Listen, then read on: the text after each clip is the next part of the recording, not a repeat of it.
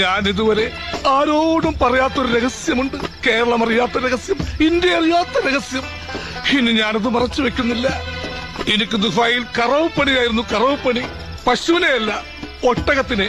100 കോല് പൊക്കമുള്ള ഒട്ടകത്തിനെ ഒരു വെയിലത്ത് കൈയെത്തിച്ച് കറന്ന് ഞാനുണ്ടാക്കിയ കാശ്. സത്യം പറഞ്ഞ ഇത്രയും സ്നേഹമുള്ളൊരു നായിന്റെ മോനെ ഞാൻ എന്റെ ജീവിതത്തിൽ കണ്ടിട്ടില്ല.